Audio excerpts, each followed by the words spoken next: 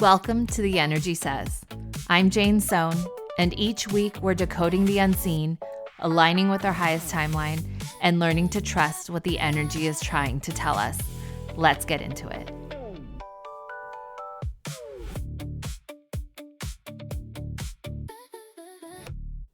If you haven't downloaded the 10-minute breathwork audio for expansion yet, why not? It is completely free. It is yours to use anytime you need.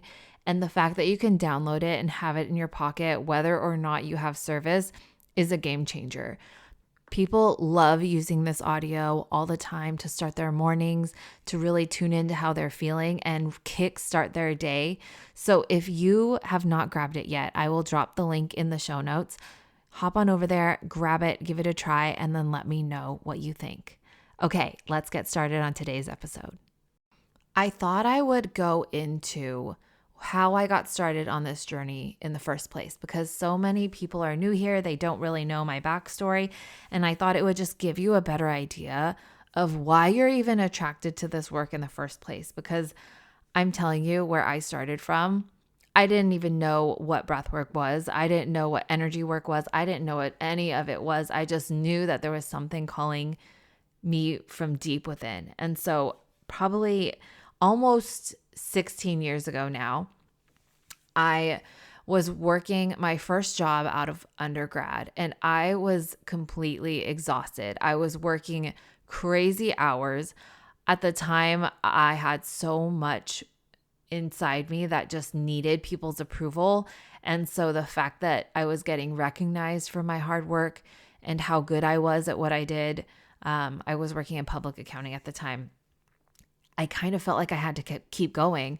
So here I am working 16 to 20 hours a day, 7 days a week, and I crashed and burned. I never in my life had hit a point where I couldn't physically function. That's just not how I operated at that time. I just pushed harder. I did more. If I was tired, didn't matter. I got everything done. People would ask me all the time, how do you do all these things? And I'd be like, I don't know. This is just who I am.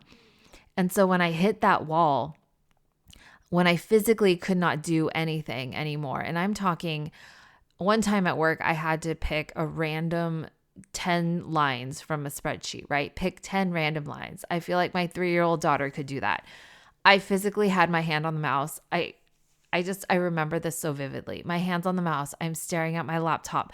My friend is sitting next to me because he was trying to support me, and I'm crying. And I'm just staring at my computer and talking to my friend and saying, I can't pick 10 lines.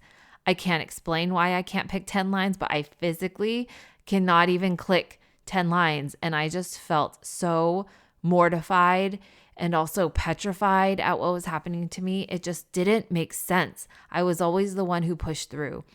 I was always the one who was able to make it work, to figure it out, and to reach a point where I was breaking down mentally and physically and even emotionally. I didn't know what was going on with me. And so that moment, I decided I needed therapy on top of my workload, and I got diagnosed with chronic depressive disorder. Now, those are words an overachiever never wants to hear, right? They never want to hear that they're, number one, depressed, and number two, will be dealing with it for the rest of their lives. And I remember trying to find someone to help me figure out, how to get better, how to get through this. And everyone was just telling me, you're going to be dealing with this forever. You're going to, you're going to be on medication forever, all this stuff. And now I wasn't really into all the things I'm into now, but I knew something deep within me was saying, Jane, you don't need to be medicated. Now, I'm not making medication wrong. I just felt something within me telling me that this isn't my path. And so when I tried to find someone who would help me, who wouldn't put me on medication, I couldn't. No one would. No doctor was going to take me on. They said it was too big of a project. They said it was impossible even. Just, it felt like I was going down a road that no one had the answer to. And yet something deep within me was telling me that there was an answer. And during that time, as I did a ton of soul searching, I made a big decision within myself that I would never deal with depression again. I just knew the minute that I made that decision, my life would change.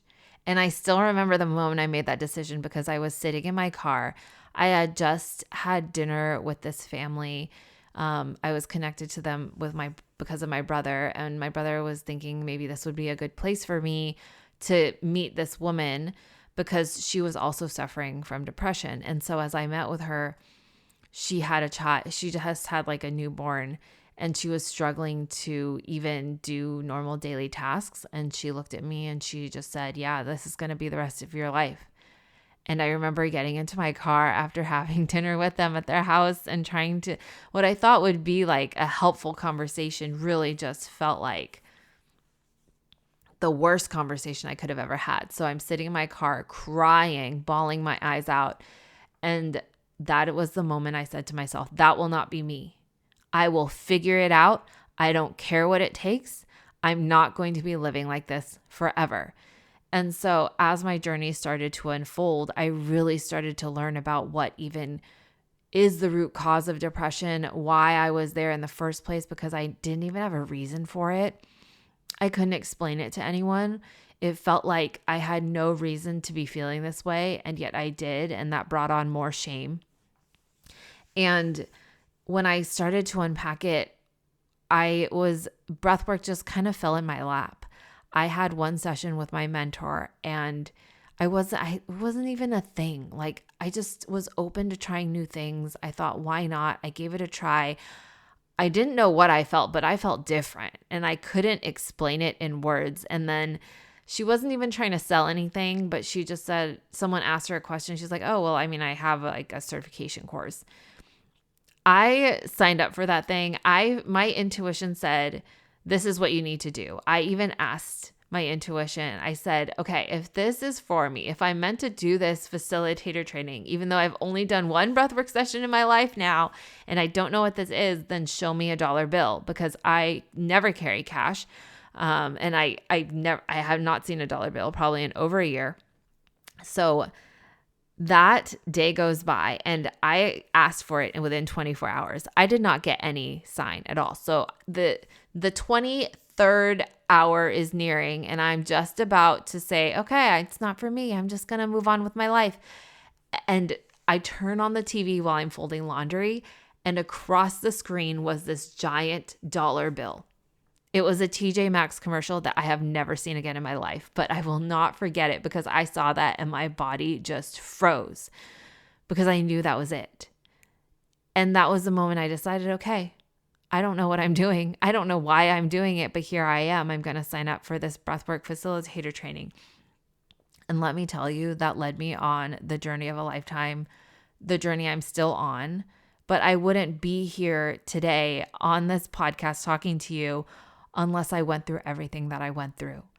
And now that I'm on the other side of it, I know just how amazing breath work is, which led me to energy work, somatic work. All of this works together so beautifully. And I get so upset at the fact that this isn't taught in school, because your body is so intelligent. It is responding to your energetic field. It is all working together. And so when one of those things is out of alignment, it just makes everything start to go. And when I was overworking, I didn't know at the time. I thought I just had to push harder. I thought I just had to do more. And what my body was asking for me was to do less. I don't have to prove my worth. I don't have to show up as this person who could do it all, be it all, get everyone's approval. I could just be me, and that is enough. And so wherever you find yourself at on your journey, maybe you're in the beginning phases of like, you don't even know what to do. You saw this crazy girl on social media doing a breathing video, and here you somehow found yourself on this podcast. However you ended up here, know that you are not here by accident. If I didn't follow that little nudge while working through all of my stuff, I would not be here today doing what I do. And so know that your journey can look so different and yet be just as magical when you trust yourself and trust your intuition and where it leads, because your life will never look the same as anyone else's because it's yours. By design, it's going to be different. And that's the beauty in it. And that's what gets to be so amazing in this experience. And I can go on and on and on about all the times I was just simply wowed and amazed by how the universe showed up for me. But I'll just save all that for other episodes. For right now, specifically, just know that your life can change the moment you make a decision. And I will tell you right now, every time I've made a decision, especially when it made absolutely no sense, but something deep within me said, you need to do this, it has always worked out for the better. So hopefully that gives you some insight on how I got started, and maybe you're in the beginning stages too, where you're starting to question everything, where things just aren't working the way they used to anymore. Know that you're always being guided. Trust that the answers are coming, and stay open. That's all I have for you in this episode. I will catch you next time.